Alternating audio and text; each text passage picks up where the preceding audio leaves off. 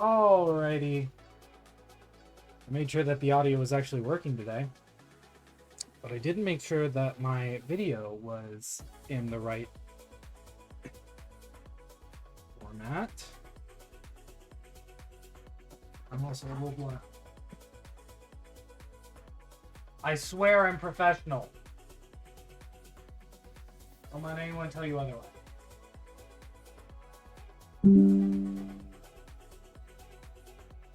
There we go. All right.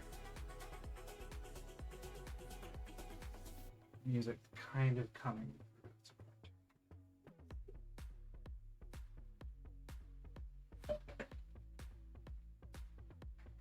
Still coming through a little bit.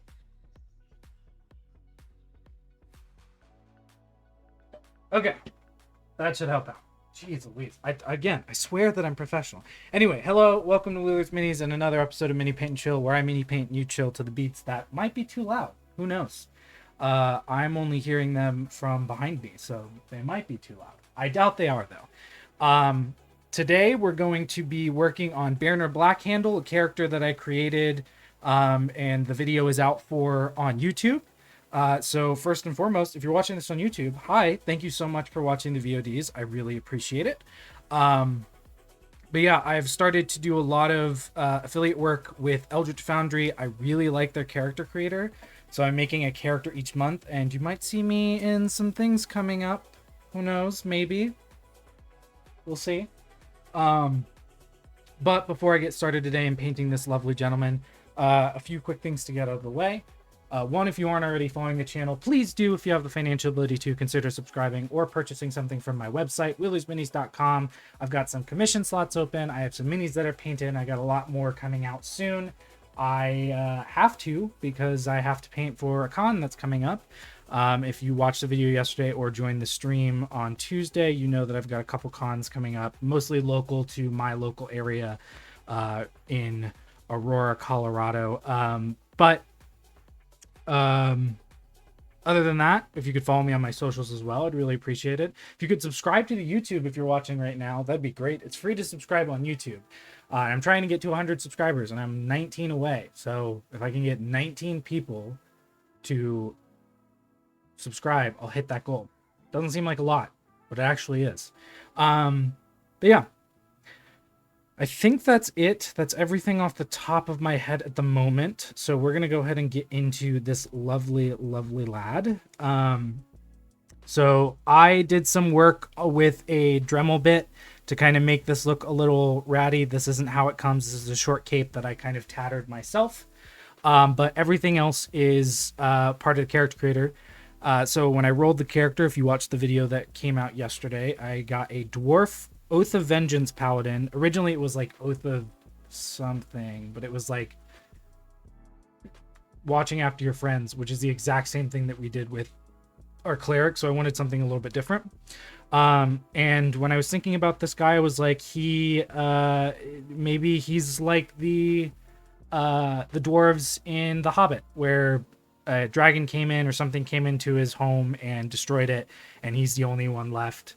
And so he now swore an oath to avenge those that were wronged. And he has his axe that has a black handle, which is where he gets his name from.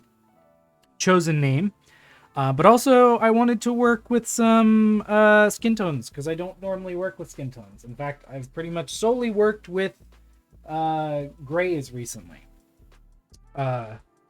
Which is not indicative to helping learn how to paint skin. Get that. So we're going to be working on that today. There's going to be a lot of metallics on this guy because he's wearing plate. And I'm going to do true metallic probably for most of it. I was thinking black hair with golden accents, and I think I'm going to do his cape as black with golden accents as well. Maybe with a holy symbol on the back that I'll have to freehand. I should be able to get everything done today. But if I don't, I will post pictures as soon as he is done. So I guess the first thing that I'm going to do is,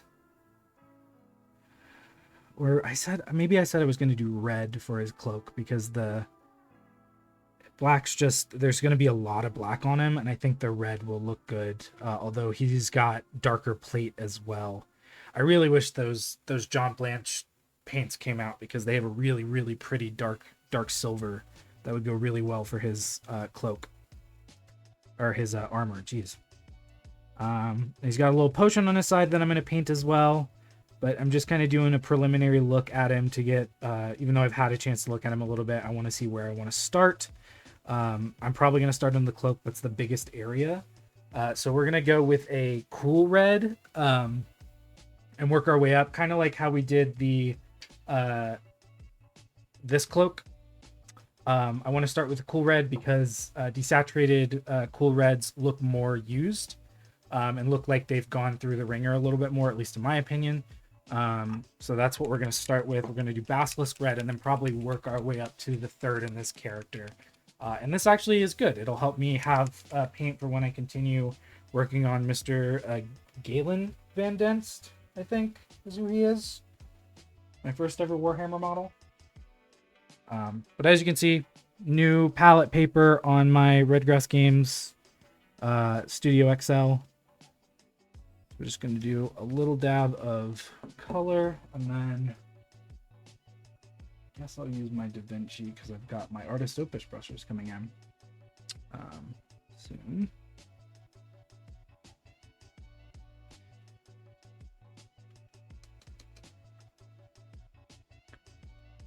It's still good. It's all right for now.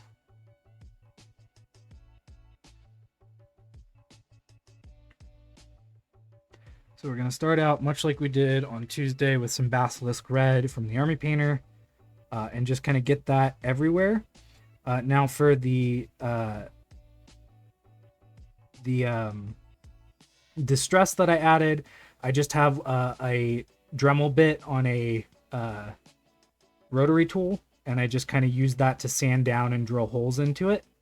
And that's until I had the desired effect. I didn't want it to be too ratty, but I definitely wanted it to be like a symbol of the emotional weight that he carries around with him, literally, from his culture that was decimated. I initially had the idea to do undead because I think that's just cool. So, and it kind of ties into that whole paladin thing. Dragons are cool and all, but I think it's already been done, and I wanted to have something a little bit different. So I just added some distress to it using a rotary tool. If you are a 3D printer and you're noticing that you have certain aspects of your prints that you don't like, leftover bits from support and things like that, I got a rotary tool, and it was a great investment. It really helps you kind of get rid of those in a way. You just need to make sure that you are doing it finely. And then I would also recommend you getting some high grit sandpaper to kind of go over any mistakes that you might make with the rotary tool, because it tends to be, as much as it is like a pen, depending on which one you use, the bits are not the highest grit, so you get a lot of leftover bits of just kind of remaining artifacts from the sanding process. So what I use is a Craftsman rotary tool, because that's the company that I have a lot of tools for. And then in addition to that, I've got Dremel tool bits that I got from a local hardware store. They're pretty easy to get. And then I also have automotive sanding sponges that are like foam sponges, and I've just found that they work better than the sanding sponges that you get at like a hobby store. And they're relatively cheap too. You can get them on Amazon. Although fuck Amazon. Support local hobby stores and local hardware stores is more than that. Part of my initiative of 2025 is going out and actually supporting local businesses more than purchasing something on a website. One, it gets me out of the house for a little bit, and two, it helps my local economy out. Let me go and actually support small businesses.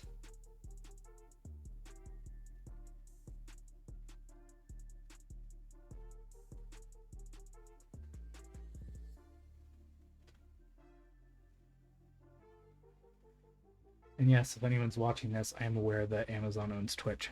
I really don't care.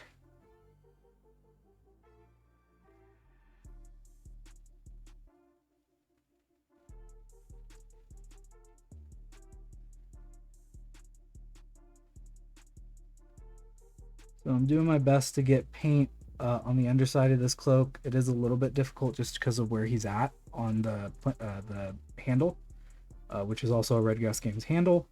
One of the best handles I've ever worked with, which is why I have like 5 of them.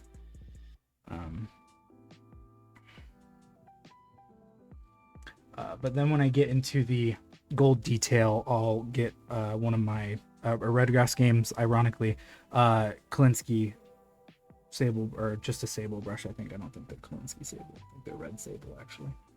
But I'll use those because those are my designated nice brushes that I use for metallics. That's one of the main things too. You don't want to use metallics on nice brushes because you'll get the mica flakes inside of it, and it can really cause an issue. So having a dedicated paintbrush to metallics is very important. All right, but that's it for the cool red. Now I think I'm going to get some skin tone in on him. Now, most dwarves are in caverns and mountainous spaces. So I don't think I'm going to do a warm skin tone. I think I'm going to go to a rose skin tone. But the start of that one is... I am going to go to the deepest on this one because he's definitely been out of that for a while. But Moonstone Skin is the lowest in that color family, so that's what we're going with.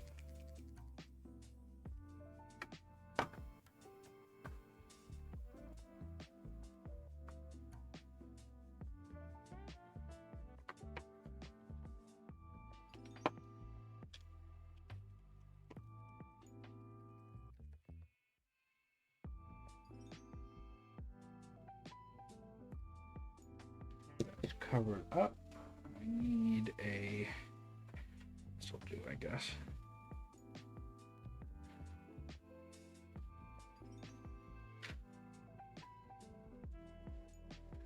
There we go.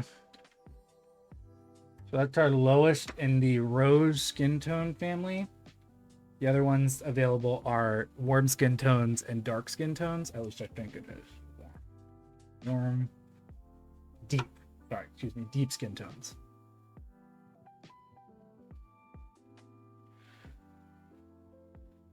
Make sure I don't have too much on here. He's got a very small face to paint, which is honestly not a big deal. I did make a joke about it while I was making him that it was going to be very hard to paint his eyes because they were already small, and then I made his expression barely show them. But we work around our own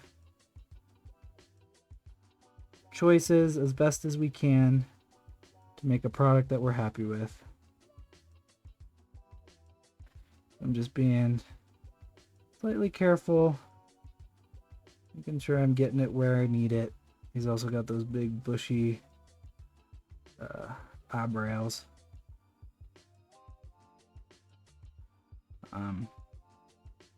And then his beard and hair are going to be black. Because as I was conceptualizing him after I made and painted him in the color engine, I had the idea. I was just like, yeah, I like his hair being black. I think it just looks cool.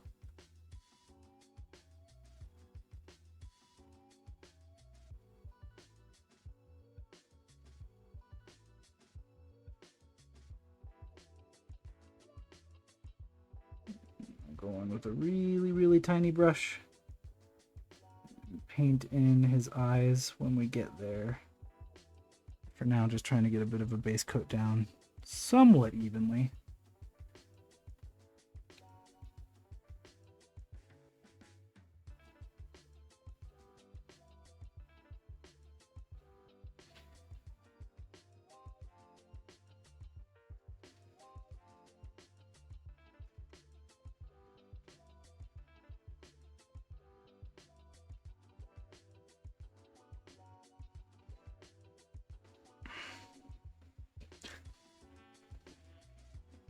And then he does have some skin showing on his arms. I'm gonna hit up. Make sure that they get the love that they need.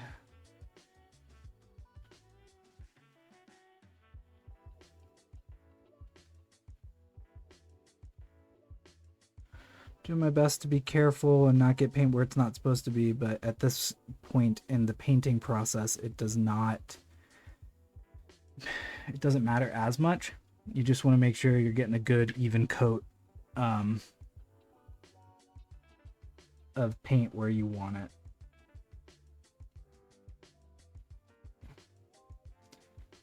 And even though I barely ever follow my own advice, I would say that it would be best to paint in a fashion that is painting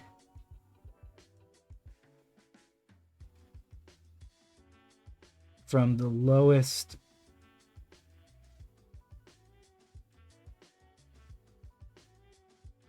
part of the model, or the most recessed, I guess would be better to say. The most recessed part of the model up from there. That way you're not getting paint in places where it's not supposed to be.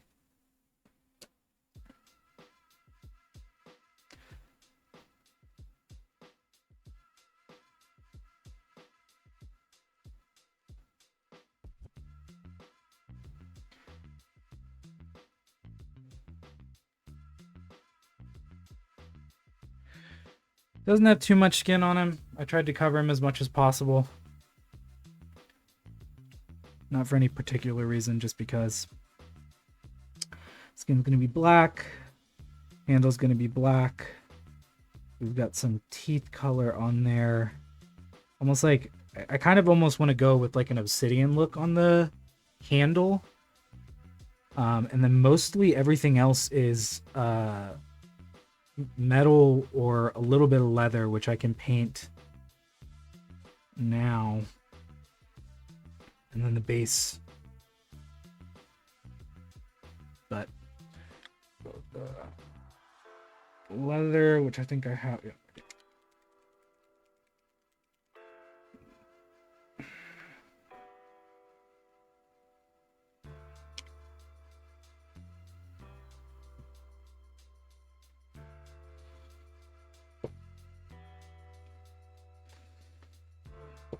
Where are you stuck?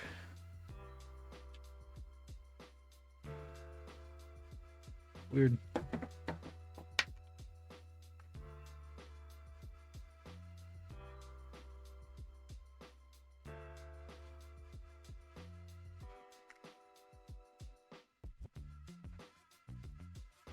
Interesting. One of the balls gets stuck.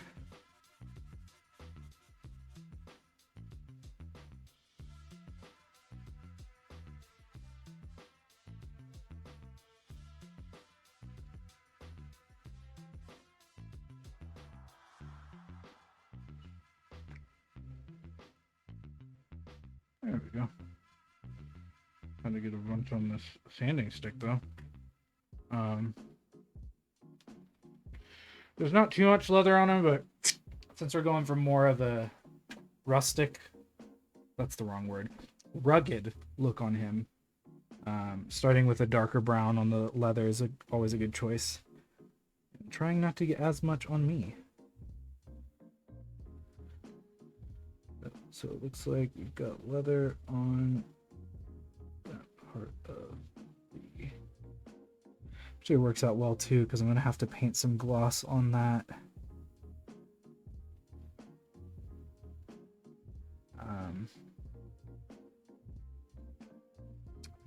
Paint some gloss on the handle and on that potion bottle. So the obsidian look actually was good choice. That's the thing. Maximizing the amount, maximizing the use of the amount of paint that you put on a palette is always helpful because it saves you money in the long run. And I know it might seem like I'm wasting a lot of paint on here, but a lot of these colors I'm also using in another model, so I'm not it actually is helping me be more efficient with the paint that I'm using by painting him this way, which sometimes can help you dictate, especially if you're having that's something that I would recommend if you're having trouble like figuring out a color scheme for a model. I highly recommend just looking at your wet palette or your palette and seeing what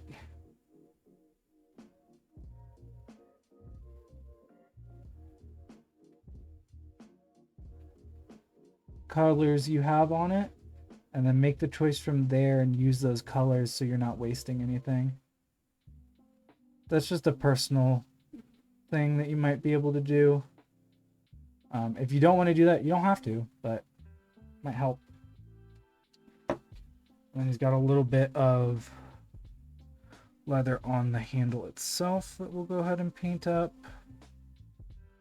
And we're going to try and make the leather look as used as possible. It can be a little bit hard just with how small this is and because I tend to be a little shaky. But I think we can do it.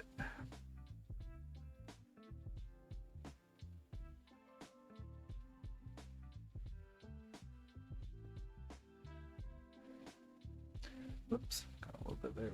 Shouldn't be.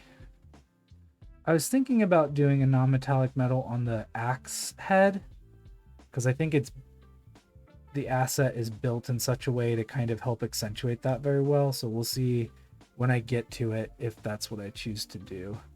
It's not the end of the world if I don't. It's just something that I was thinking of while I was doing this. Top two. Getting that.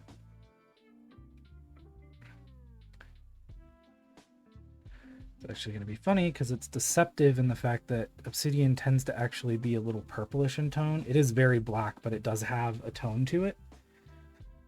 So what I'll do is I'll paint some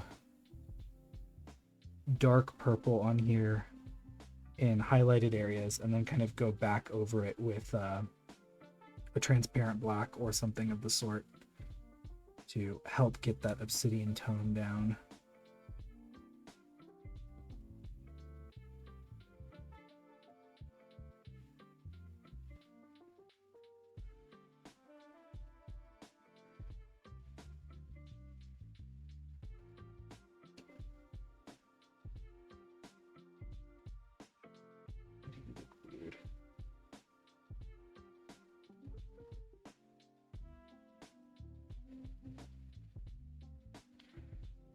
Because you are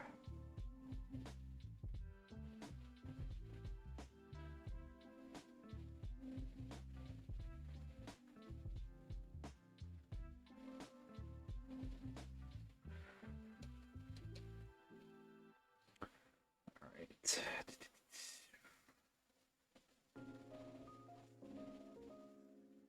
The question is, do I want the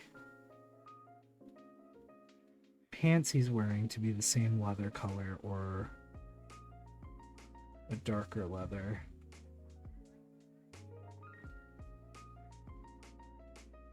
For the sake of consistency, I think using the same leather get a good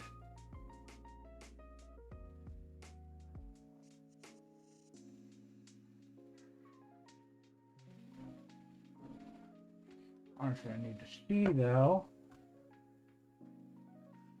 Everything's great. Thanks for popping in and saying hi.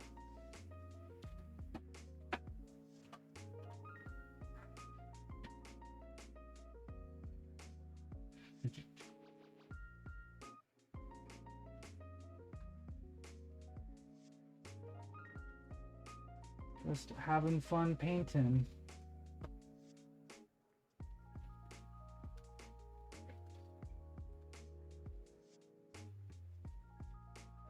He didn't load though, or didn't save with his clothing, which sucks. Oh, I'll show us the track. Color. I would like Ella. Oh, yeah. The boots are leather. Okay. Good to know.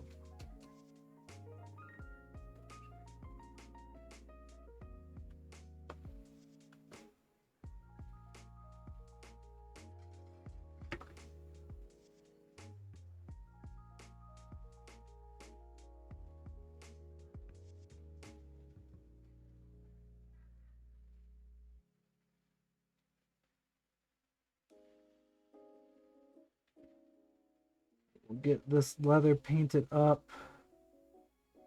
Maybe wash it. I don't know. We'll see. See what I'm feeling. For now, just getting color on it. It's gonna be good.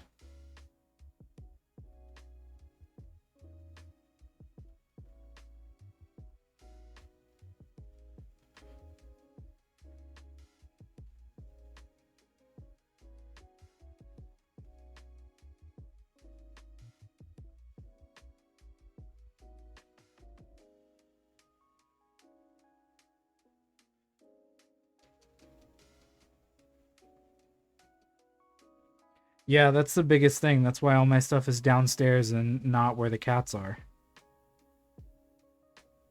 Don't want them to break anything. But yeah, feel free. I got some stuff up right now. And I recently found out that I can sell the figures that I paint and make on Eldritch Foundry, so if you want or need anything, just let me know.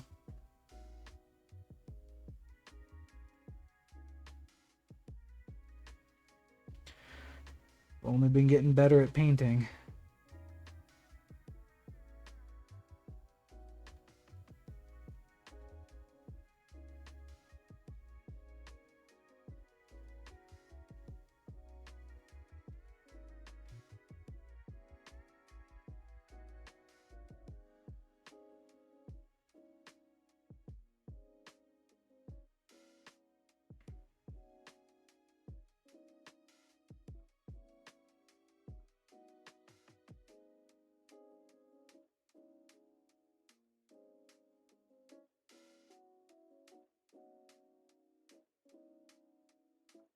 I got paint where I need it.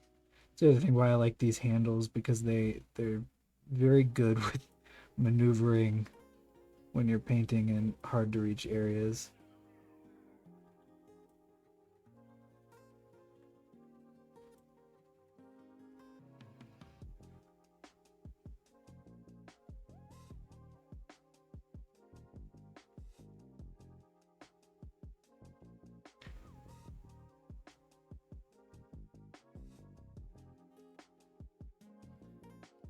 That's pretty much all the leather bits. Everything else is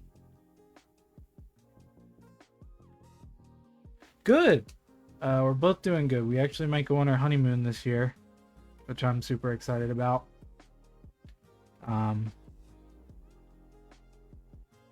But they're doing really good. We both have been a little busy at the start of this year, but honestly in like a very good way.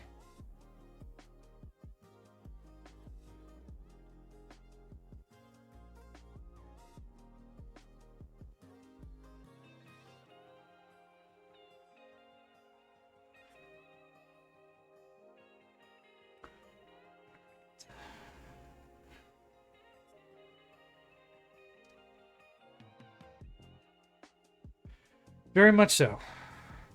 I know a lot of people probably take longer, but we both have been like, I think it's about time. We just finally have some funds to do so and some time to do it, so ends up working out.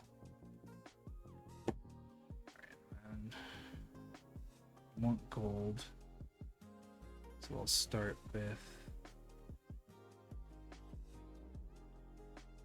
well, I want gold, so I'll start with warm brown.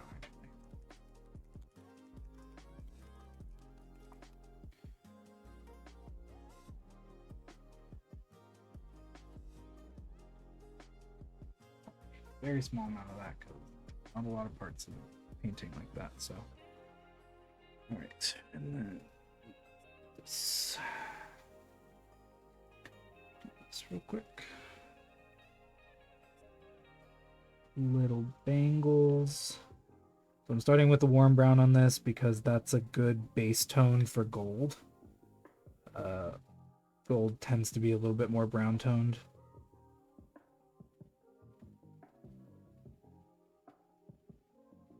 So it's just a good like habit to get into, because you don't have to base a metal in its lowest like in its darkest metallic color. You can base it in any color you want. Most metallics actually on a black base look good because when you brush over it, it just looks good. So the plan is to go to Europe for a couple weeks. Norway, France, and the UK. And just kind of bop around and enjoy different cultures and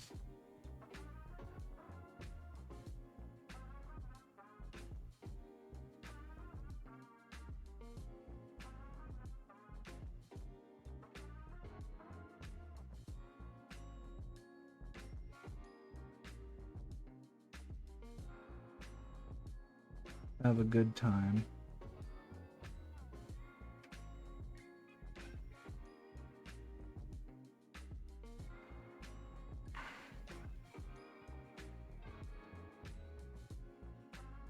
But honestly, that's about it. There isn't, nothing super special involved in it. Just enjoying a culture other than the one that we spend every day in.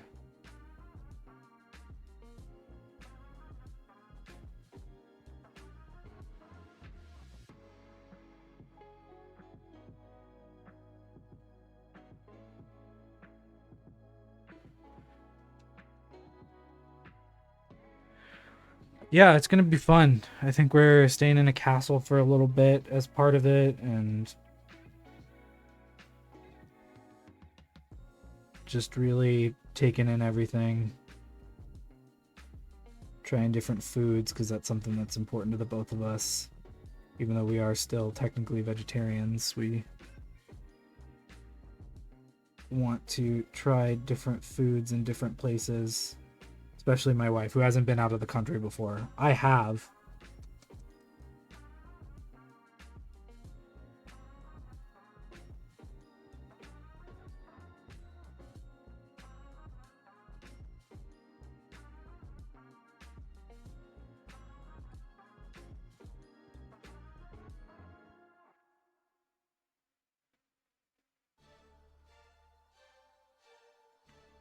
Haven't been to the UK though. That has been on my list. I haven't been to Norway either. I've been to Greece. That's about it. And I was in Amsterdam for a couple hours for a layover. But I didn't get to travel the town or visit any of the cool stuff one does in Amsterdam.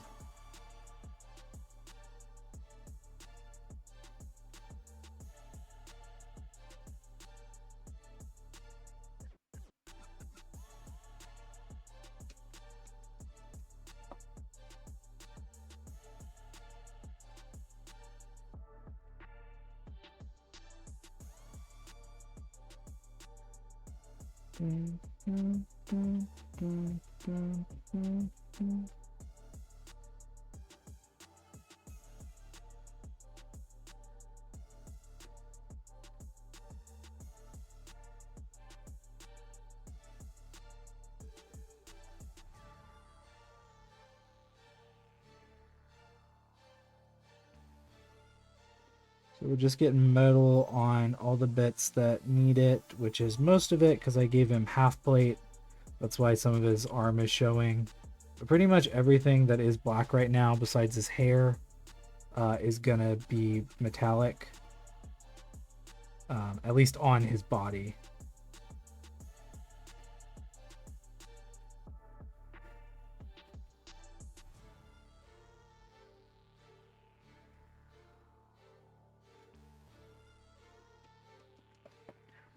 And his buckle, I'm also gonna make gold, so I should probably hit that with the warm brown as well.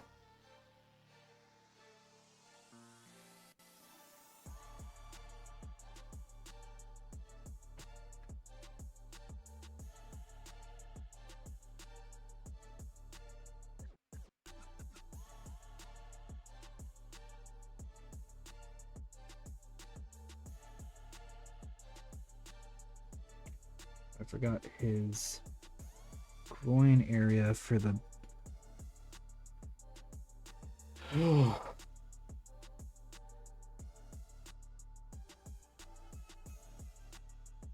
Yeah, I know that they have more of a. I don't know if refined is the right word for it, but I know they have stricter things. That's why like their beef isn't as fat and things like that. And but that doesn't really affect us. So.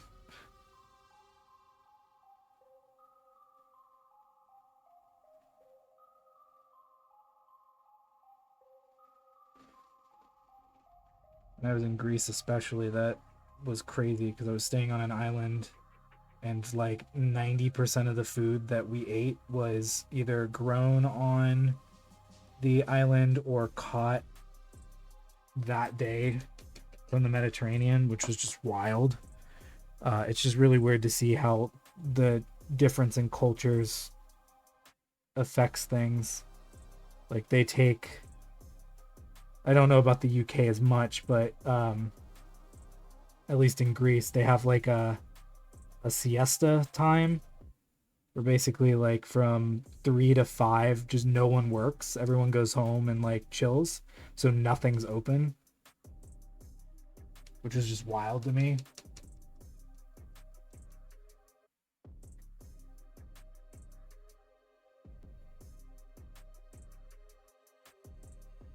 Because we come from such a consumerist and capitalistic society that like favors working until you can't work anymore versus like actually caring about workers' health.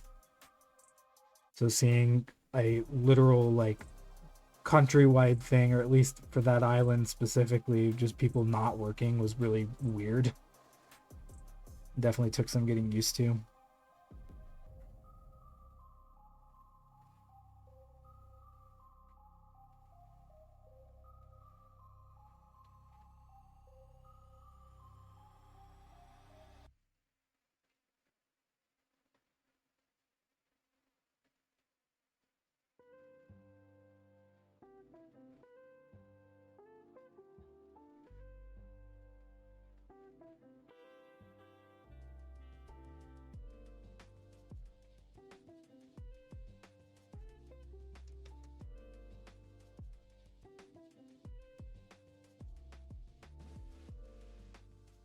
Yeah, and I mean, even for some countries too, like potable water being a normal thing from tap is like non-existent.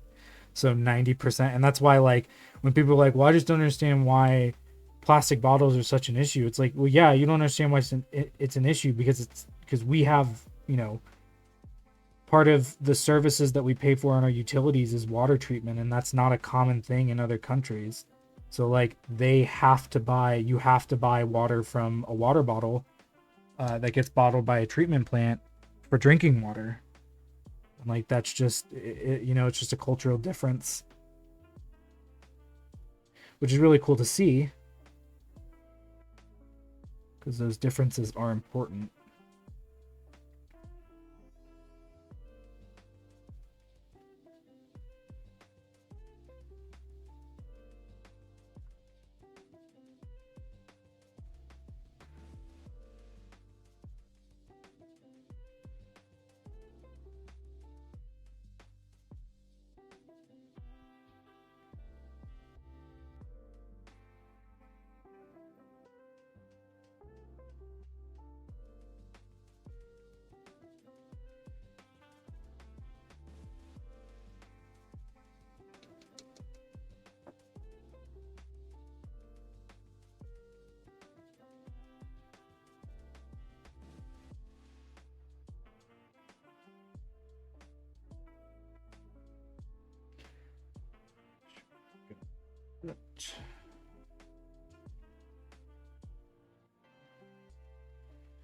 Yeah, I should have waited for the skin tone.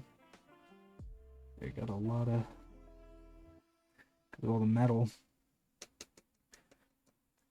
Definitely missed some bits.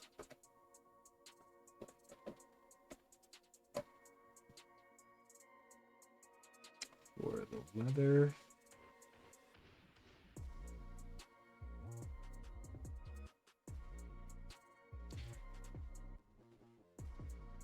And in order not to have some monotony on it, I am gonna like break up how I highlight the leather. It's gonna be different depending on where it is. Obviously the belt's probably gonna have more scratches than the pants that are gonna be more maintained. The only issue is trying to get in here in a way that gets it painted, but not in a way that detracts from some of the work I've already done.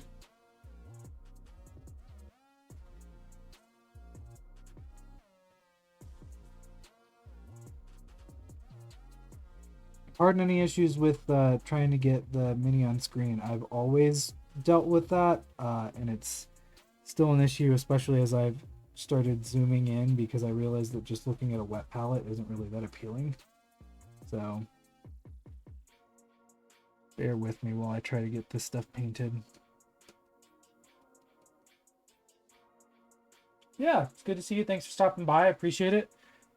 Glad we got to have a little chat. Enjoy your Thursday.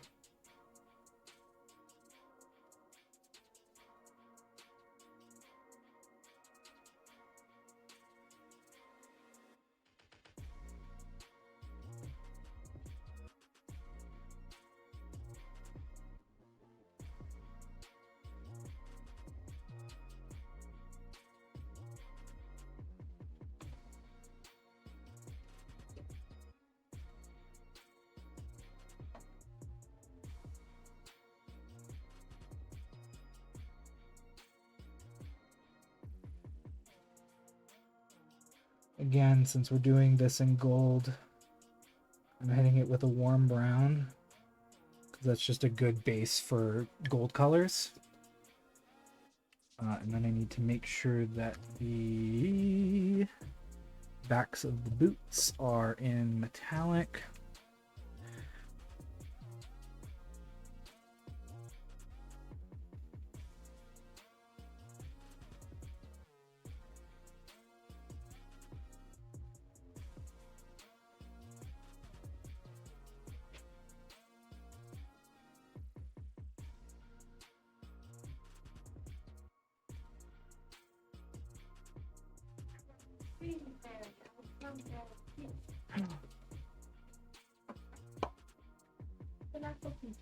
Palpatine. I love you.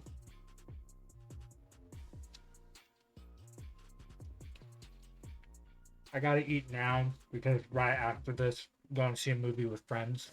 So I just want to make sure I get it in and don't forget. Which I want to do.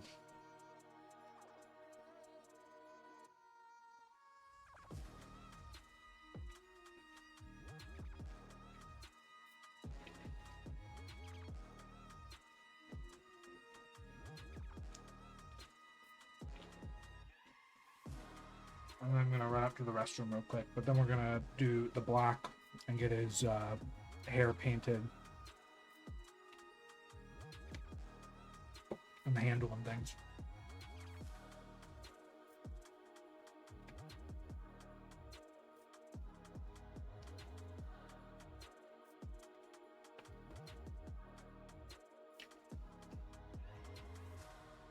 Having a wife with any culture and ethnicity is such a blessing.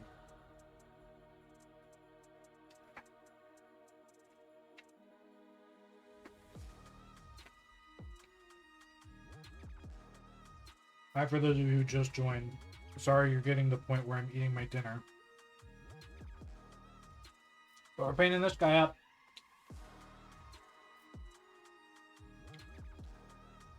Got a pretty good base coat on him so far.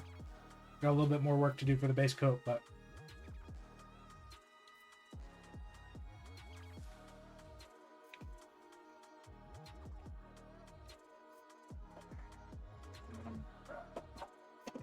deep gray down here. Deep gray. I think I am gonna do non-metallic metal on them. Oh, and I need Dusty Skull, which I think is also down here. It is. Yay. I have a pretty consistent group of colors that I go to, if you can't tell.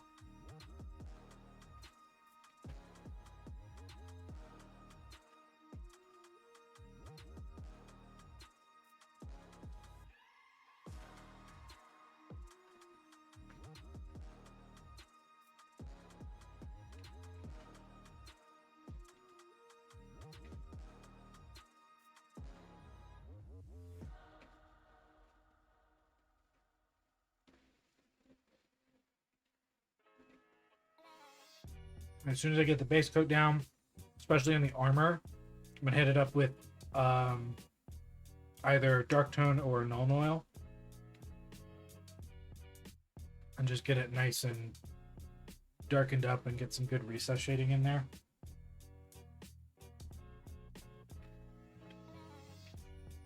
And move on from there.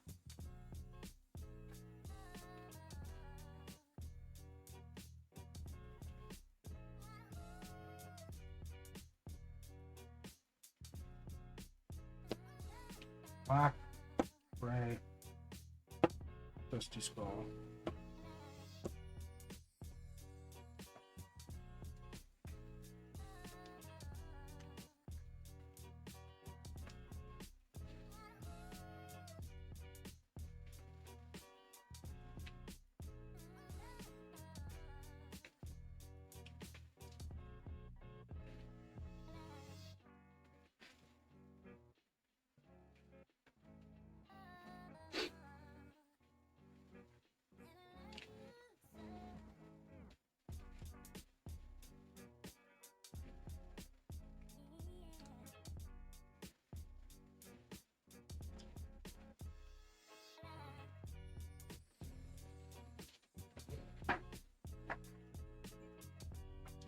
All right, I will be right back.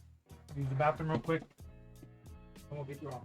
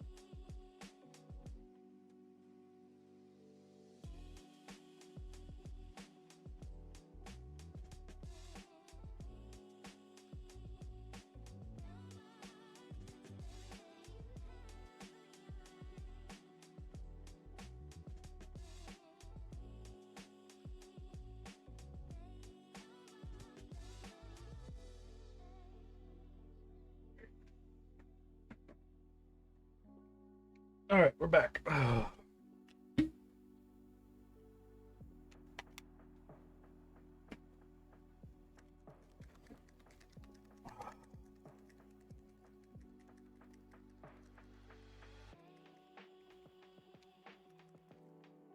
gonna do some coal black. Just a little bit, don't need too much. I will use it for other things, so. All right.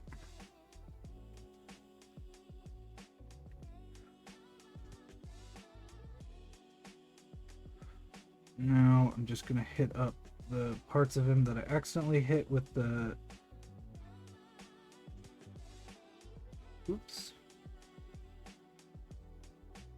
that I accidentally hit with the skin tone that don't need to be that color, and just get a good coat on for good measure.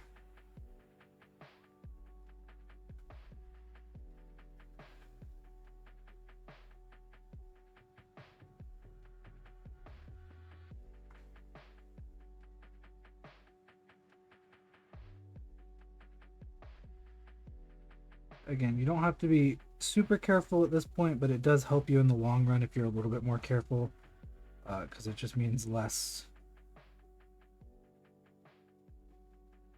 work you'll have to redo.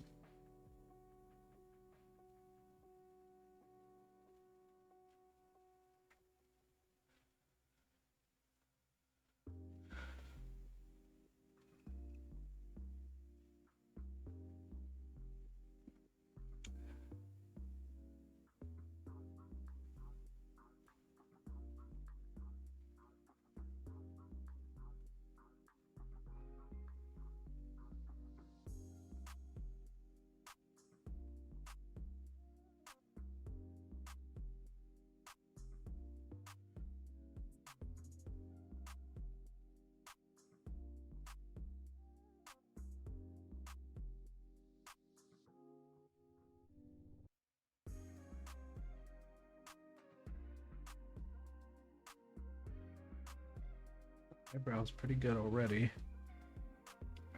Just hitting up with this small part that I accidentally hit with the black. Cover that up real nice and neat. And then of course, as per usual, you get a little bit too much on there. And you need to go back and cover that up with black.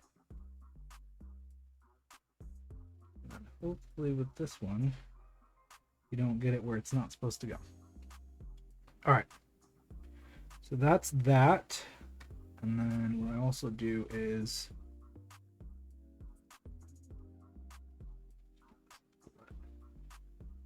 a little too dry right now, but also at the same time a little too thick. So get it down to a good consistency, and then go back over to some of the skin parts that got hit up accidentally with the metallic. It's also just good to reapply because, you know, if once it dries, if it looks patchy, gives you a chance to kind of go back and give a second coat. I also completely missed that part of the metal.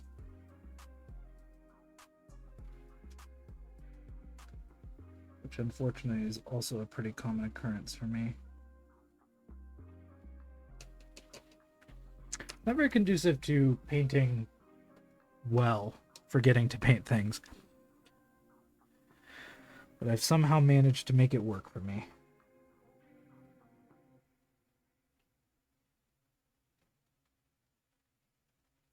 Just want to make sure that we're getting some covered.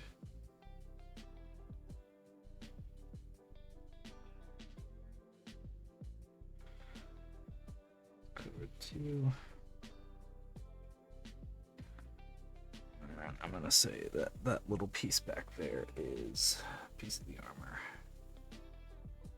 Just gonna get a little bit of. For this, I'm starting with gunmetal, and then it'll get a wash, and then I'll probably come back with gunmetal again. And then for the super highlights, I'll go to plate armor. Gunmetal is just the lowest silver toned metal that is in the set, so. Alright, now I gotta figure out the boot straps.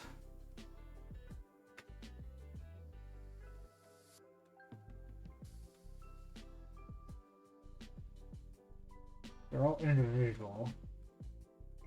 So honestly, I'll probably make them. I don't know. I'll pick a color and I'll make them that. And then the.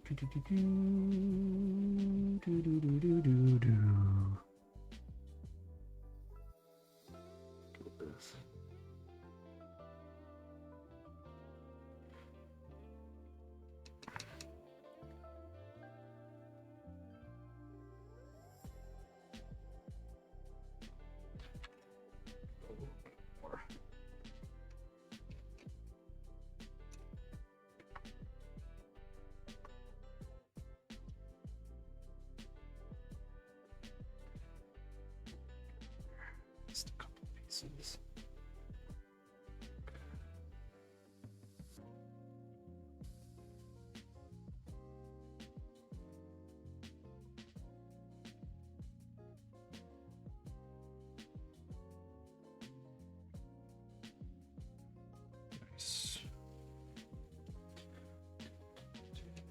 All right. Now we can start working on this out here.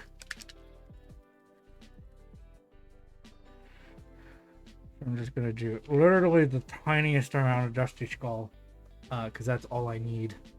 I probably don't even need this much to get these. I'm doing them as like teeth or bony material that's been added onto the back of this axe, because that's what they looked like in the character creator. So I was like, yeah, I'm gonna lean into that.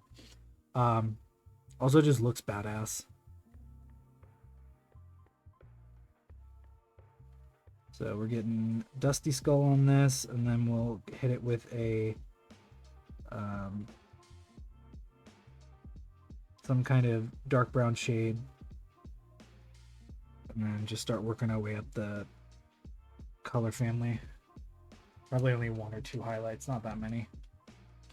All right, and then the axe itself, I need some purple here, if it'll come out. Don't need too much. This is the darkest purple, so it's not going to show up too much. And then gray.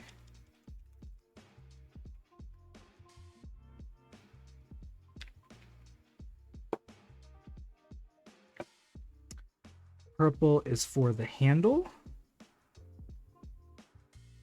Again, we're making it an obsidian handle, so we're just going to start working up our highlights in purple to kind of feed into that the moniker, or I guess this guy's literal last name, Blackhandle.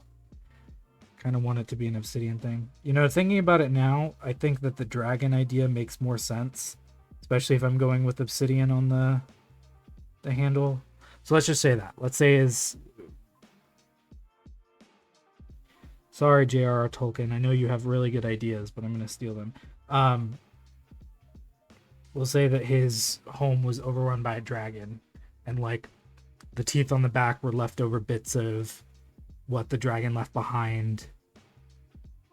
And obsidian is like the handle that he kept with him from his home.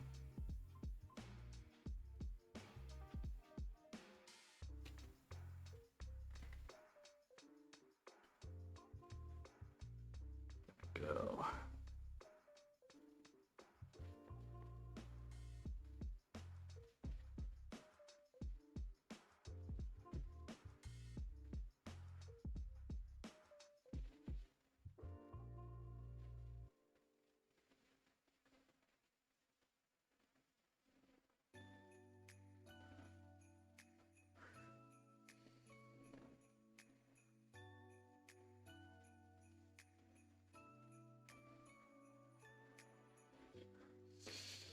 Again, I'm going to try for non-metallic metal. I'm still not super proficient with it, but it is something that I'm starting to do more and more, so I just want to make sure that I'm getting chops in on it.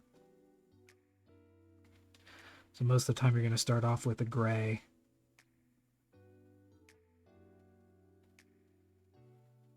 And then kind of work your way up from there.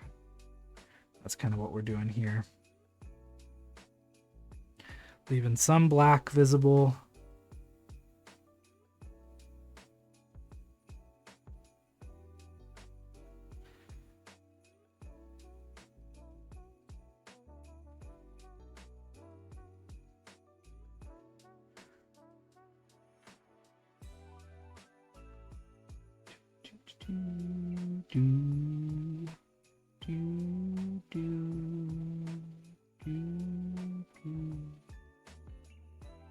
And then this little bit I'm going to paint in a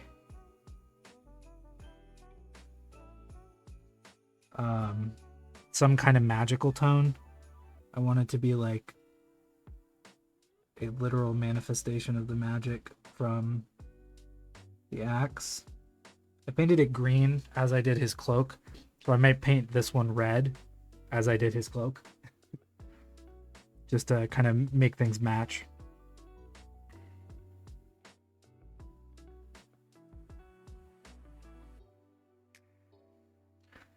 But yeah. All right, that's the handle. Most of the stuff is painted.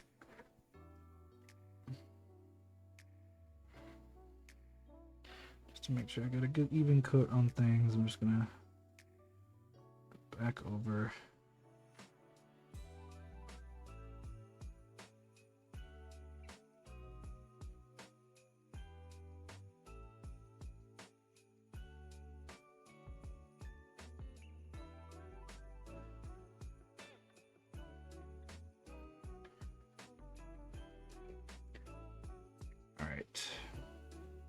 It's pretty much everything done except the laces. I think just to be easier, since I'm going to focus more on the upper parts, I'm just going to make the laces black.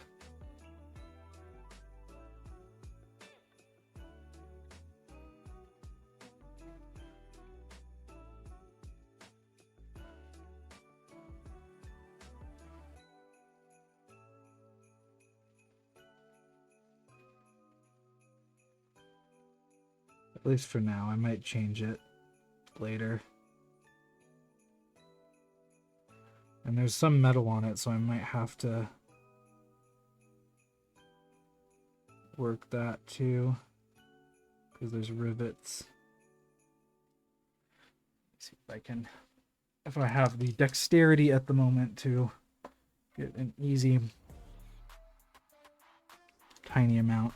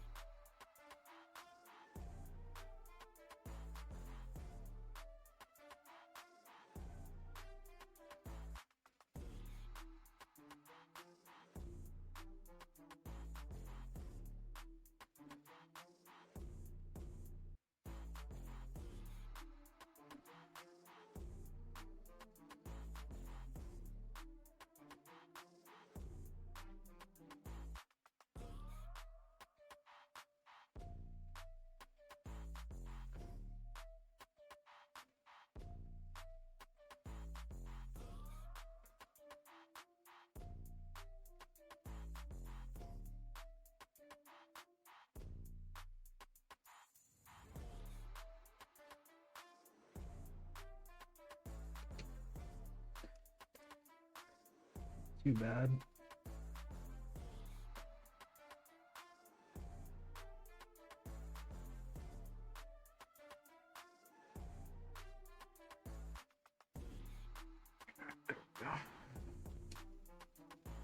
Sweet. Okay, so now we're gonna put some washes or some shades on him.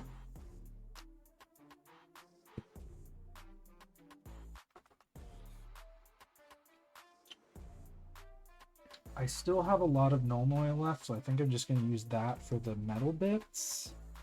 But for the cloak, I definitely got a dark red tone that I'll use.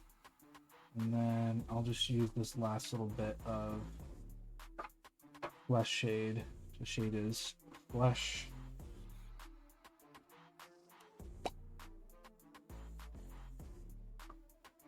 For this, I will use please.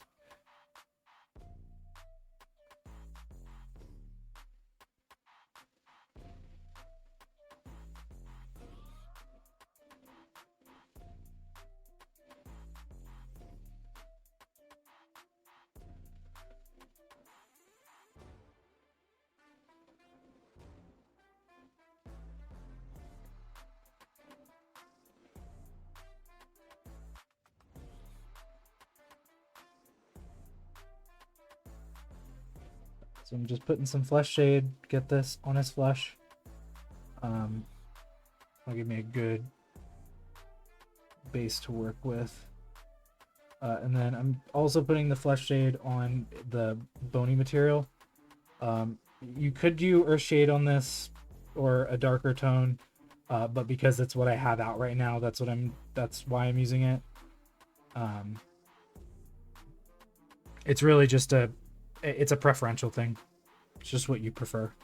Some people prefer a darker tone for their bony material. Some people don't. It's just what I have out right now, so that's what I'm going to use. All right, and then fun part. Oil. So with this, you just want to hopefully get it kind of everywhere. Being honest, you want it to pool in the recesses, though. That's the biggest thing. And you can always feather it out from where you put it on. Just be careful because it is more of a liquid. It will move. So you just want to make sure where you put it, you're happy with where it's at. Because it will pool together from gravity.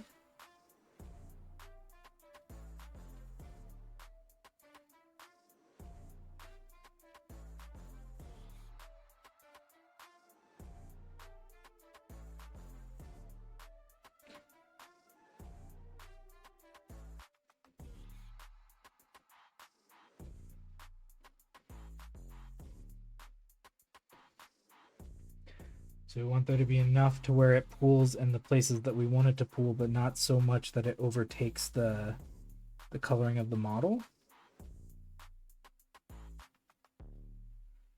It'll be pretty heavy to start with, but we will come back. I did forget to base coat the potion bottle. Well, that's fine. Come back and do that.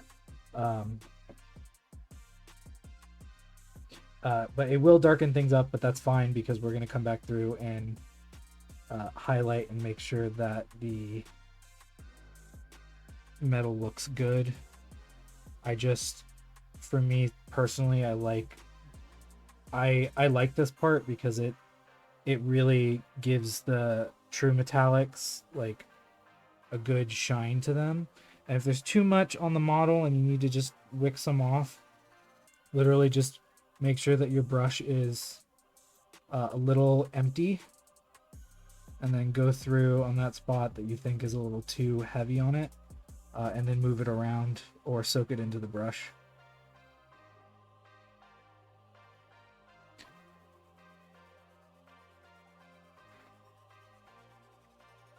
I've seen a lot of people who use like oil washes, and I would if I had the space for it on the painting station or any, background in it, because I know that it can be finicky when you haven't worked with it before.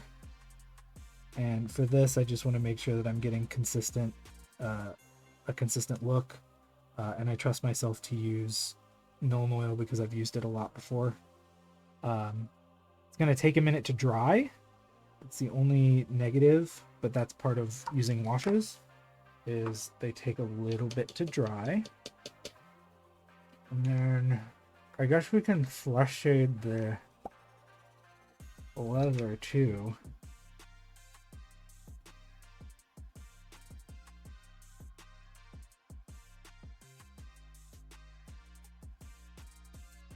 Ooh. That ironically is how I lose most of my remaining pots of Citadel paints, are just knocking them over.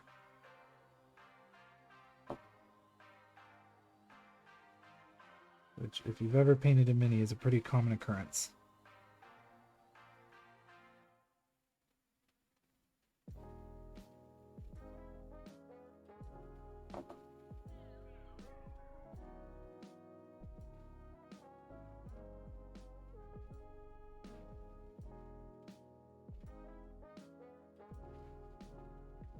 And then we're just going to get a little bit and put it on the leather straps up here on the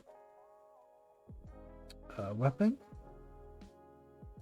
And you want to be careful with this one because I don't want it to get onto the obsidian parts.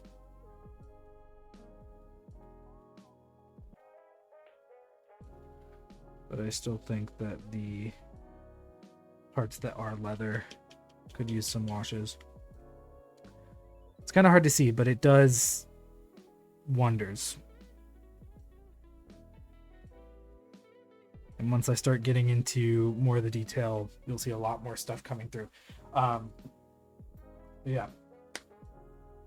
And then last but not least, the cloak, which we're using a dark red tone for.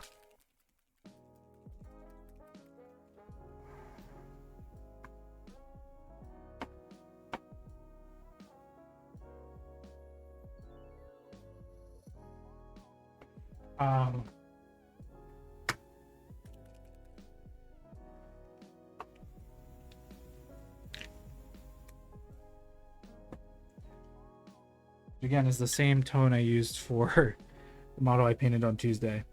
But this is just to really get a nice shade on the cloak.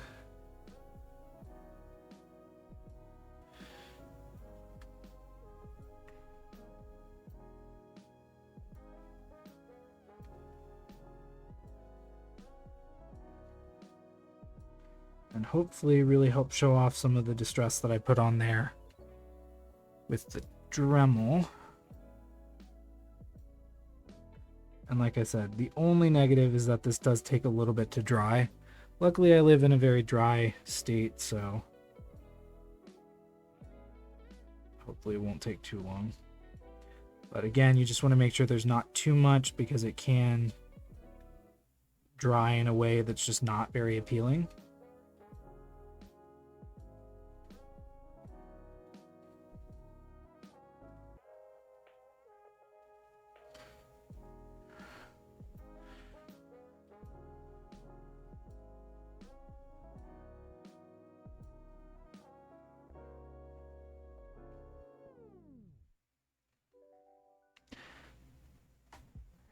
Haven't tended to paint with washes as often recently. I've been trying to get away from it as a technique, but sometimes it's just what you need.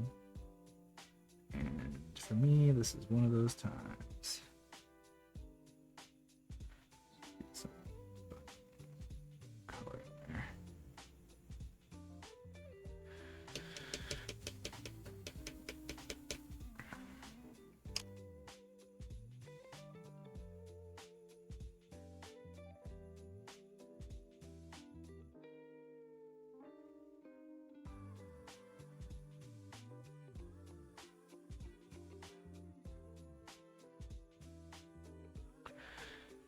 All right. Yes, actually, we could work on the base.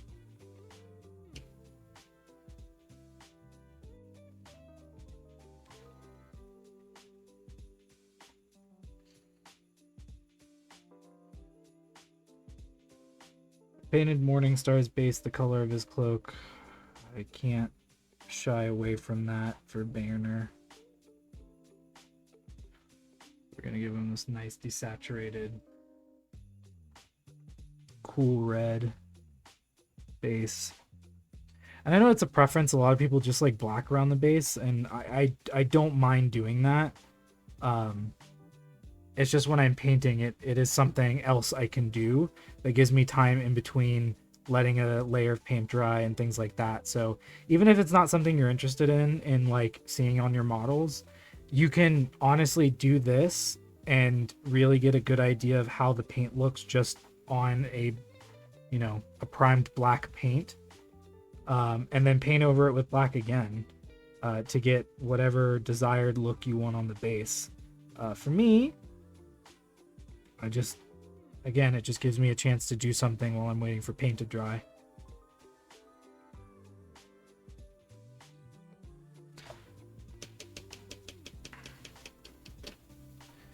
And I have some Dusty Skull here, which means I can paint the skull.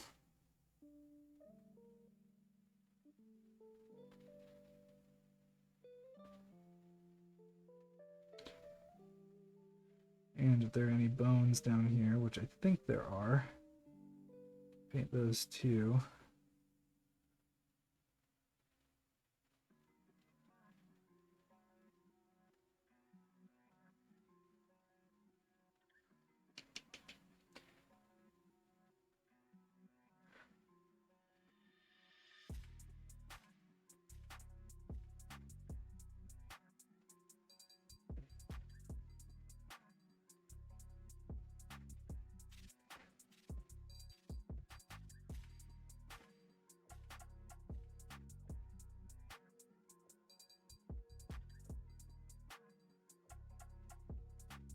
what I'll do for these two. Ooh, I did get some weathering pigments, so I might actually do the idea that I just had. But what I'll do is I'll paint this up in a really, really nice tone. And then for any of the stone bits, I'll do like a really good, let's see, earth and stone is more of a gray tone, but dwarven stone, let's see, dwarven stone, what would that be? Dwarven work stone too.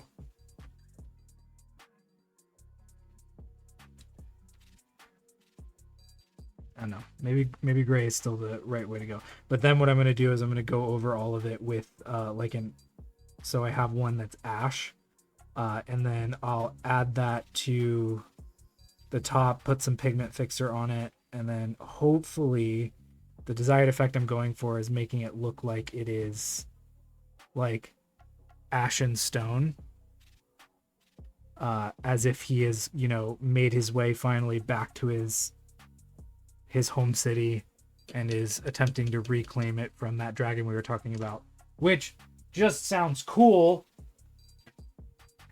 at least to me. But yeah, so we'll probably do that. I just got to figure out what color I want to do for the... I'll probably just do gray. It's fine. At the end of the world. Nice deep gray.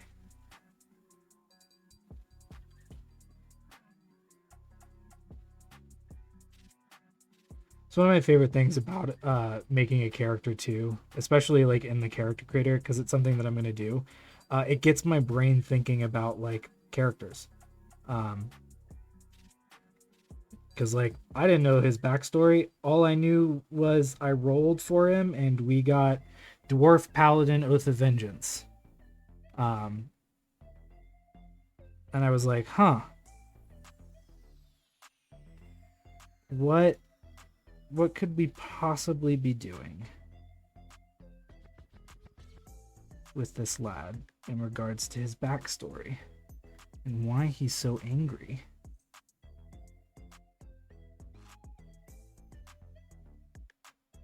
There is a root back here that I will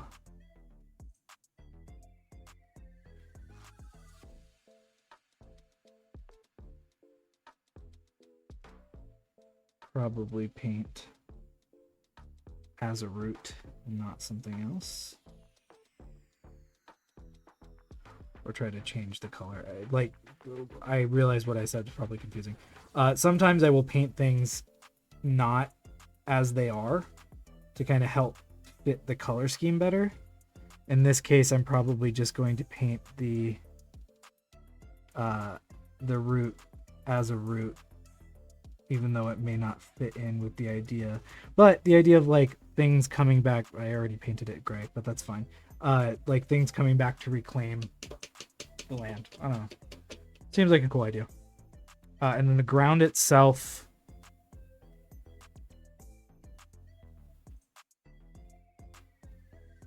oh goodness, the ground itself is also going to be stone probably.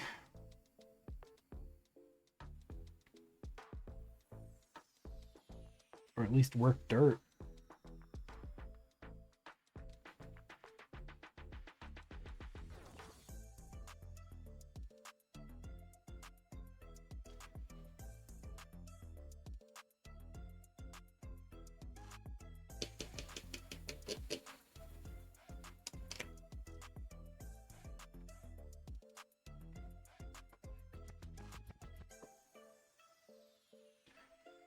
I don't know. We'll get back to the base because I think we can start working back on this guy's things.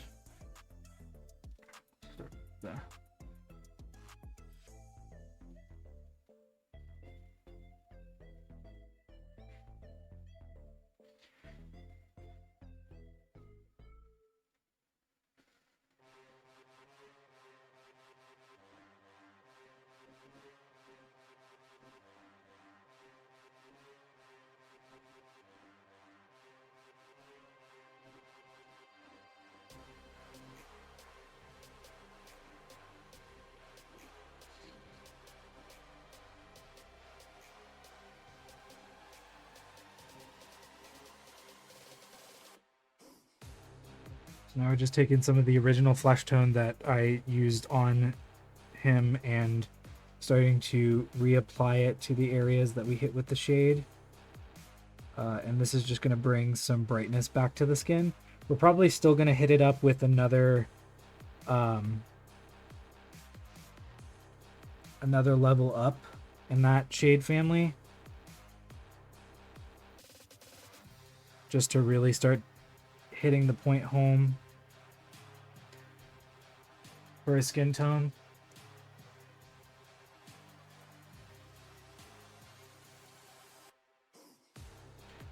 Ooh.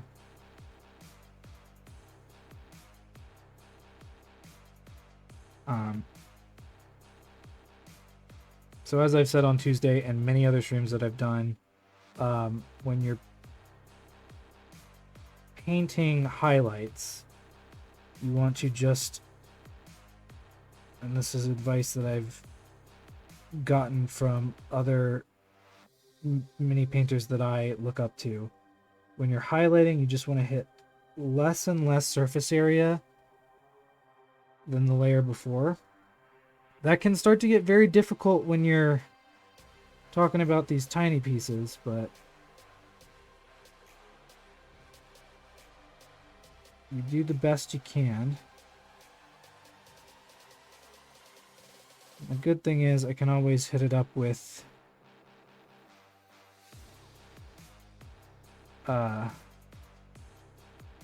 when I come in and do the final kind of layering for the hair and stuff, I can come in and hit it with just black again to hit anything that I accidentally hit with skin tone. So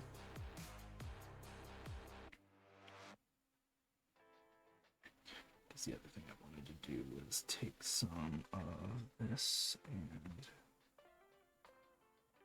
make his headband gold as well.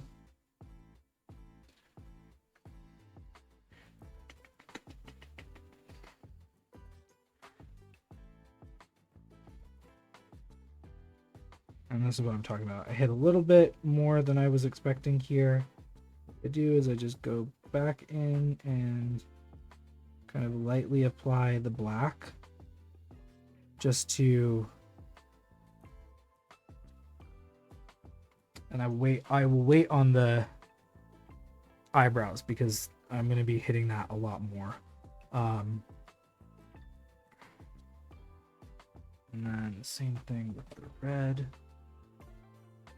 Make sure that's dry first.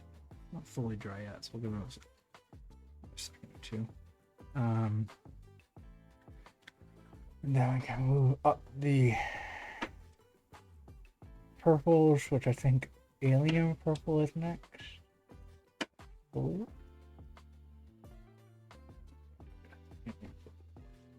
So like I said, for the handle, we're doing obsidian. So we started out with terrestrial titan. Now we're gonna hit purple. Might honestly be a little bit too much. So I'm gonna do about a brushful of that and about a brushful of terrestrial titan, to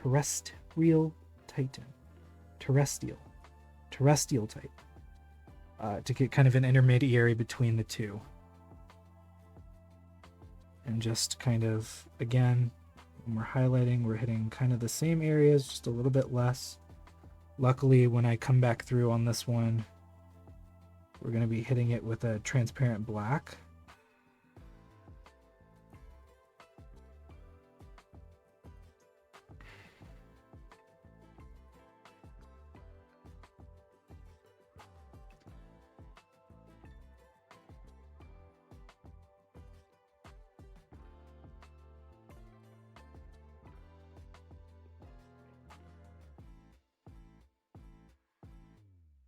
Sweet.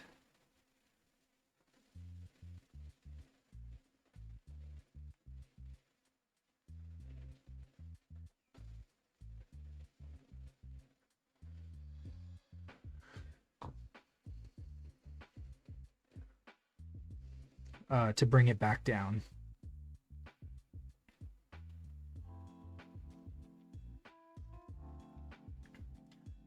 Take some that dusty skull.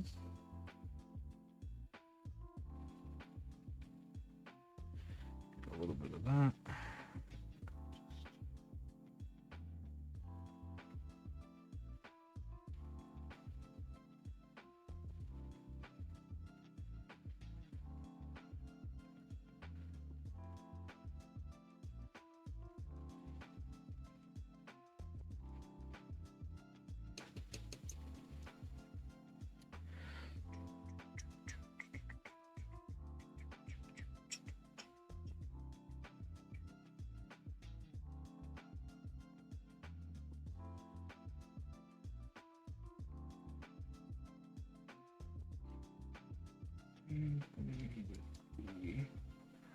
Leather. Go.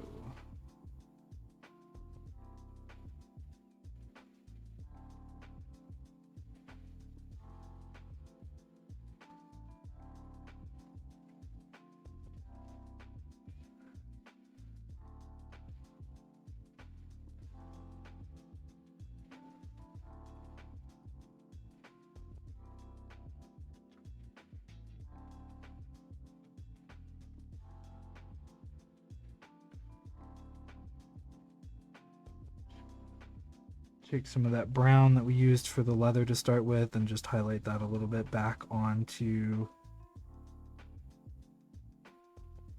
the piece that we hit with the flesh shade. And as the leather goes up, you'll start to see it more and more. Sometimes it's hard to tell at the beginning, but I promise you, after a few highlights, you'll really start to notice it.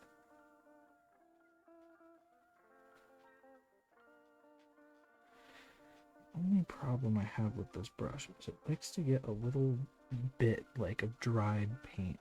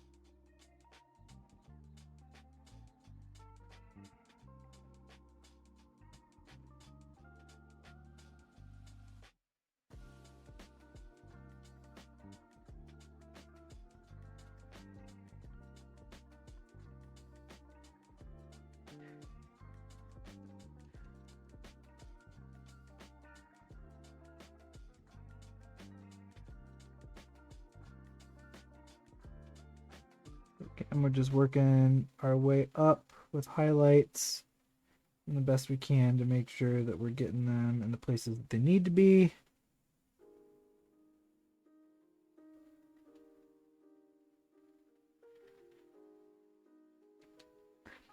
Not showing up too hard right now, which is fine.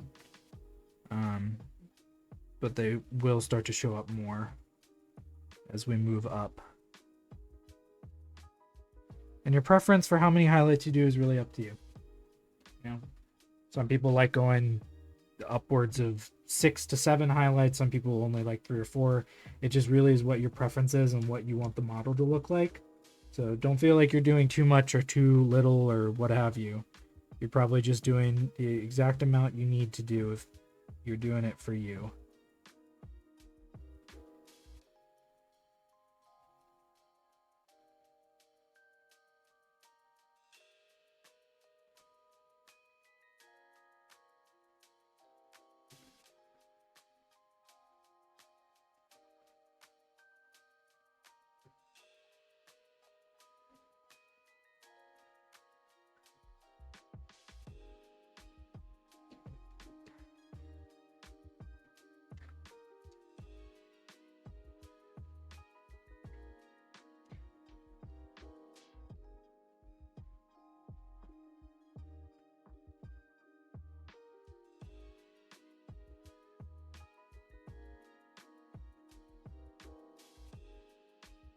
And I'll echo again something that I heard from some of my favorite painters.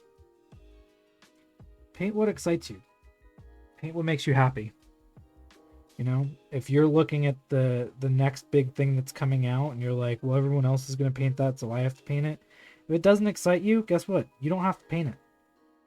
If you enjoy painting models that not everyone paints, that's okay. You know?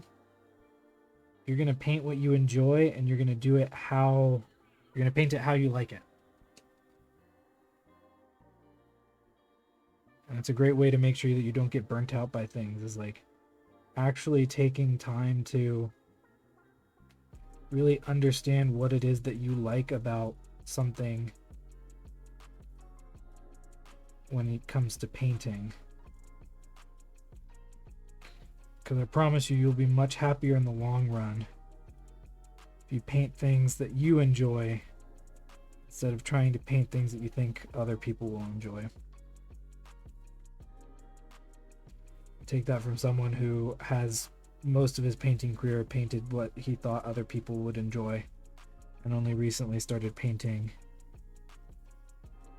what he enjoys, which is dumb little D&D models sometimes.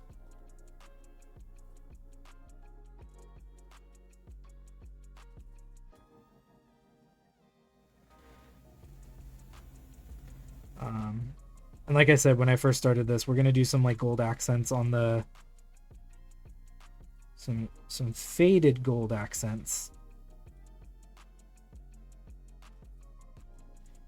which I'll have to figure that one out.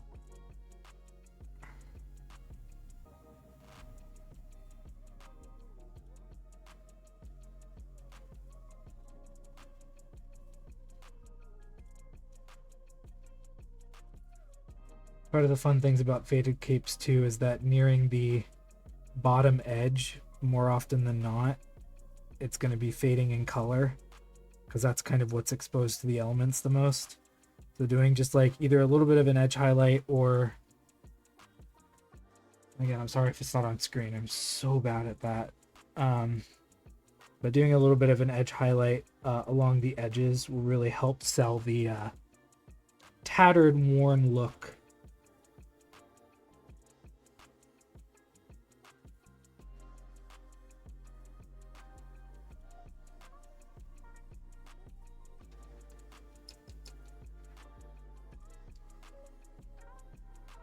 Alright, so we got most of that highlighted. We'll start moving our way up. The grays for the NMM on the... Whew. The axe.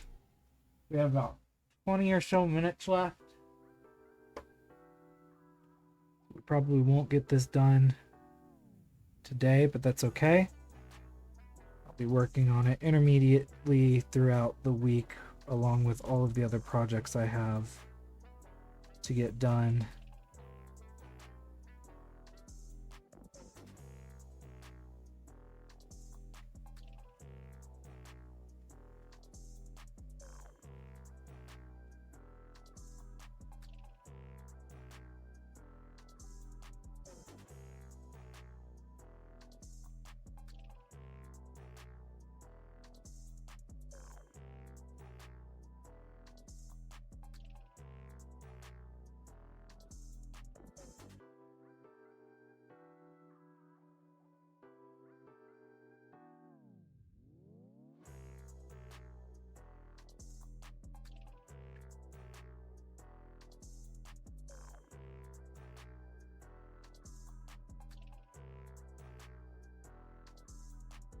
Goal is always to get these done as soon as possible, because I do genuinely, more often than not, enjoy the work that I put into them.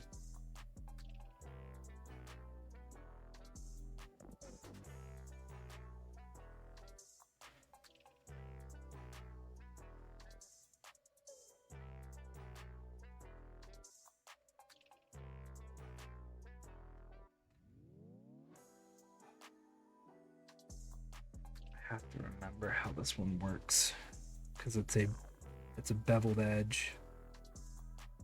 I can never remember how that one works specifically. All right, let's go back to our metallic. And this we want to make sure that we're doing carefully because you don't want to mess up all the work you just did recess shading. So really hitting the, topmost points of some of the pieces.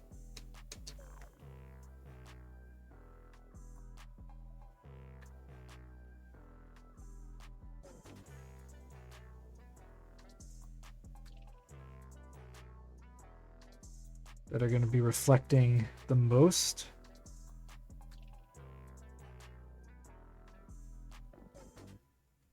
While also maintaining a level of shadow in places where there won't be as much of a reflection is of utter importance. And sometimes very hard to do. So don't feel bad if you don't get it on your first try. You can always reapply a shade and work your way back up.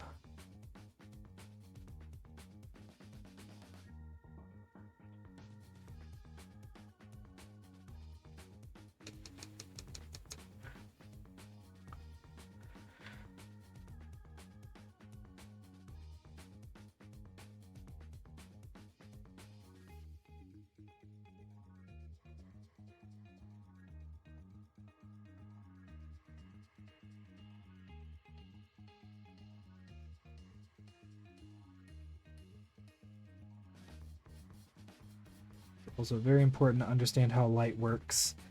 So using a reference of real armor or any everyday object that you can to get a better understanding of how light reflects off of metal is really important. Even if you're doing true metallics or non-metallics. It's more important in non-metallic metal because you have to get those really right in order to have it come across that it is a metal without having actual metal involved.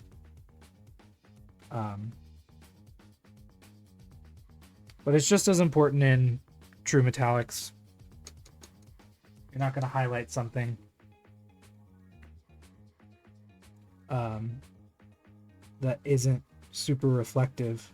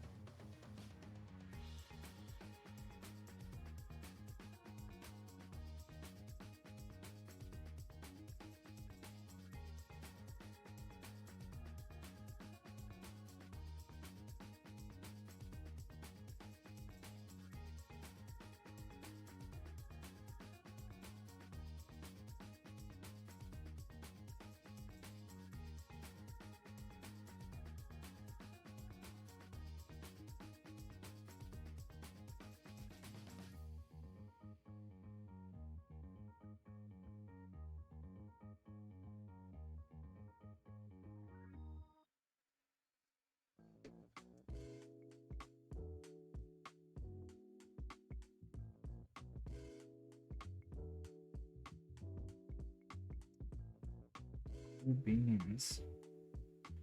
So we can start working our way up the browns, which bootstrap I think is next. Bootstrap brown. Bootstrap brown, which is the next in the brown family tree. Which will be our next highlight for our leather bits. Again, same as last time, same as what I was saying. Just making sure that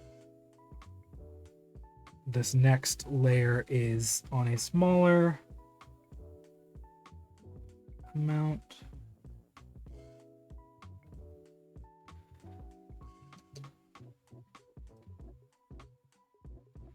And the last.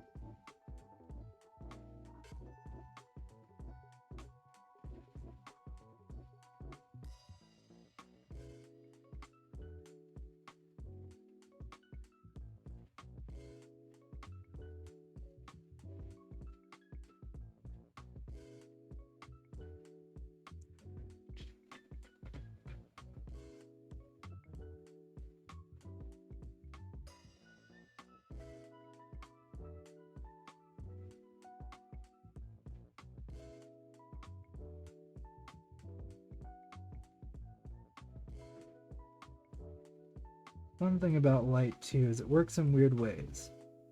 Because when you're edge highlighting, you're like, oh, the edge of the thing is what's going to reflect the most light. And a majority of the time you'd be right. The edge of the thing is what is going to reflect the most light. But when it comes to surfaces that are slightly sloped, the top part of the surface actually is also going to be highlighted. Case in point, the little parts of this leather boot are going to be highlighted because they're a flat surface that has a bit of a sheen to it.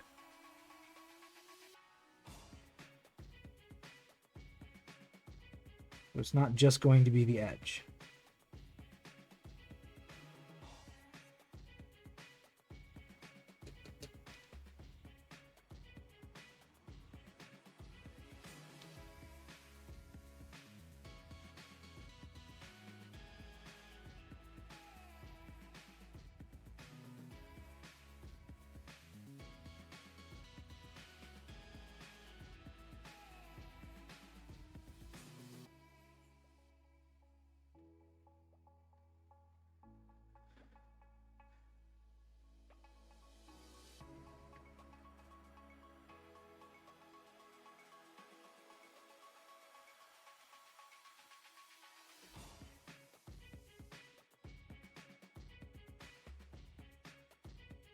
We got a good bit of metal on there, nice and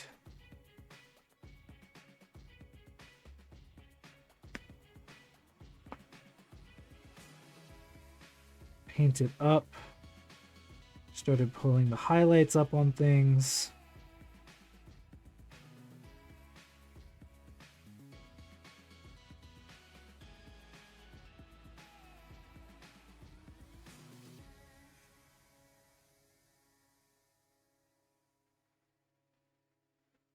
I'm coming at this from the idea that there is like a top-down light coming onto him, but also somewhat from the front. So that's the idea that I have. We'll see how it comes out, though. Got about 13 minutes left. Yeah, don't know if I'm going to finish him, but I'm going to do my best.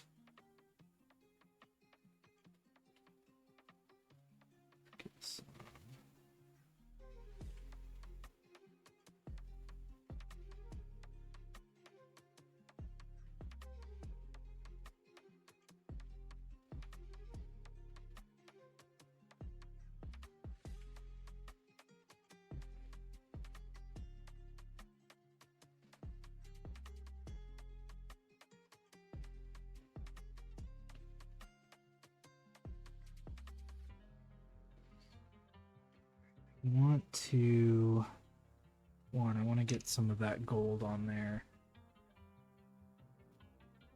Oh. So I think we'll start with a bronze.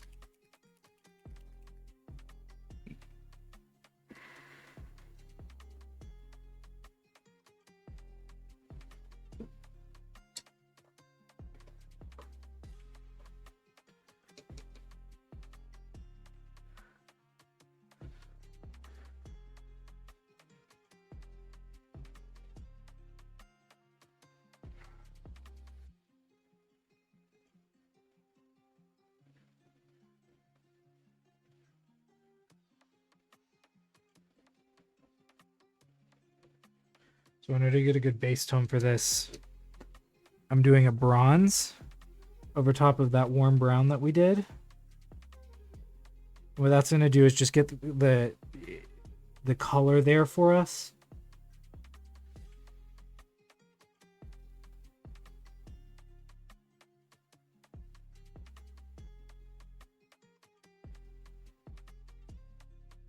That'll kind of be our starting point. Obviously outside the warm brown that we did. But just give us like a good base tone for it. And then as we move up, we'll start going into more of the actual gold color.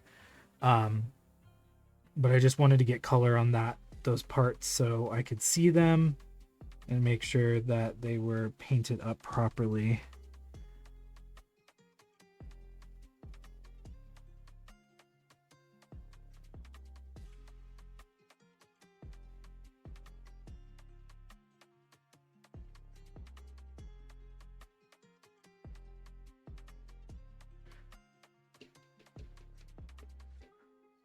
And then when you're shading gold, if you want it to be more of like a deep, rich gold, you'll shade with a brown rather than a black.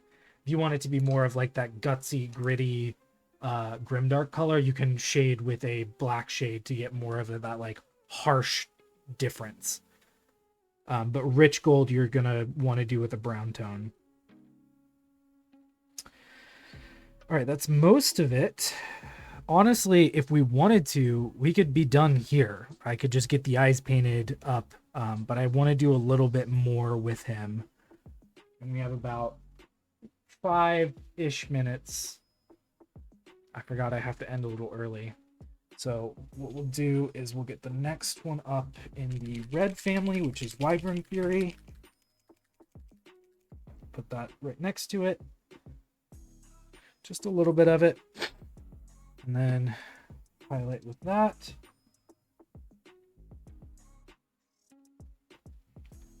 And then maybe next week I'll paint him. Ooh, that might be a little too rich. Instead, what we'll do is we'll take about a brushful of Basilisk Red, a brushful of Wyvern Fury, and again, just get that nice good intermediary between the two. So we're not highlighting too high up too quickly. Because that tends to be the death of the model looking good, especially with reds. Reds tend to be very, very drawing of attention from the eyes. Just want to make sure you're not being too crazy. Really just starting to work those highlights in there in a meaningful way. This is to be a little bit more diluted. And again, same thing, just less space than the layer before.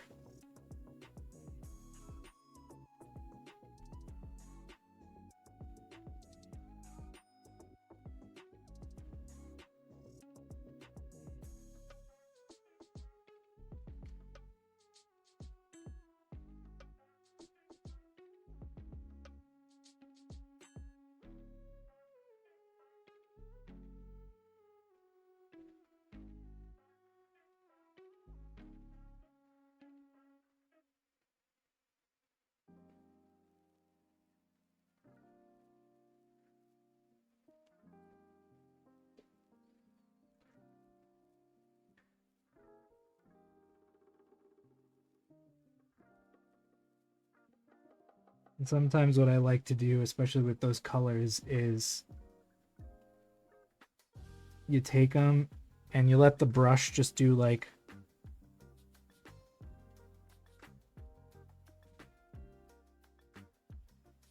little strokes here and there in spaces where it's not technically supposed to be highlighted. And what that'll do is it'll give you the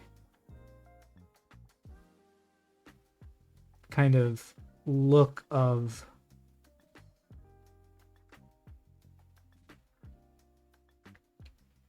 a worn and tattered cloak.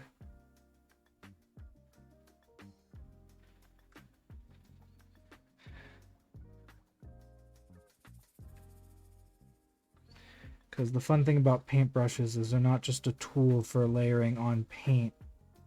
Sometimes they're a tool for adding texture to a model.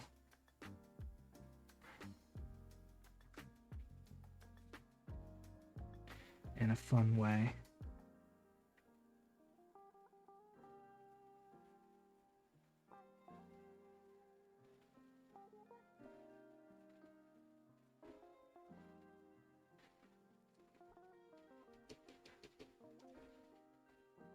All right, the last little bit we'll do is we'll start working up the skin tone. So next up is agate skin. And this will be the last thing that we do on stream today. And perfect timing. I'm nearly about to run out of water.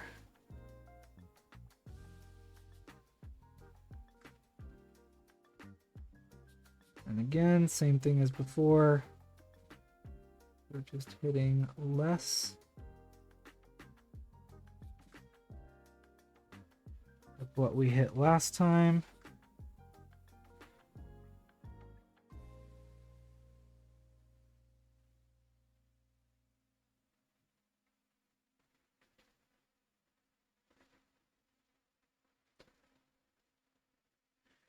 Help highlight the skin. All right, 655. Do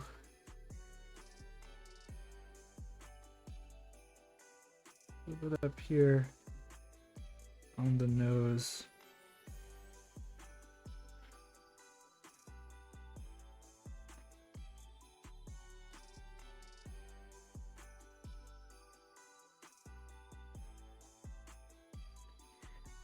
Here's the thing too. You can watch as many mini painting tutorials as you want to better learn how to draw a face or paint a face. I'm going to tell you something right now. There is no better source of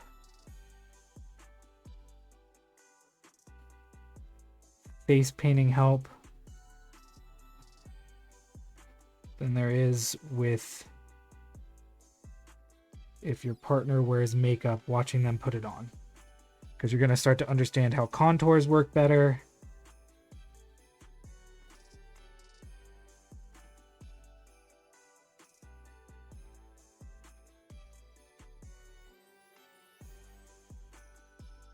And things of that nature. So whether your husband or wife puts on makeup, if you're a mini painter, watch them. An invaluable resource.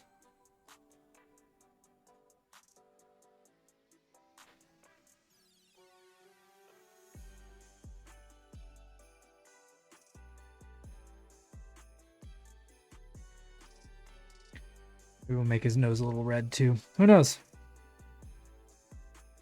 All right, but that's it. That's what we got today. Thank you so much for joining and hanging out. I really appreciate it. I have a friend get together, go watch a movie together to get to. So before I go, a few quick things to get out of the way. One, if you aren't already following the channel, please do. If you have the financial ability to, please consider subscribing or purchasing something off my website, wheelersminis.com. If you're watching this on YouTube, I so very much appreciate you watching till the end. I'll be back next Tuesday. We're painting over the weekend and things. Be sure to look out on the socials at Wheelers Minis on pretty much everything to see what's going on. And yeah, subscribe to the YouTube channel, please. Please and thank you. It means a lot to me. Have a great rest of your Thursday night. I will see you guys next week. I might paint this guy on stream next week. Who knows? We'll see. But until then, I hope you guys have a great weekend, and I will see you next time. Good night.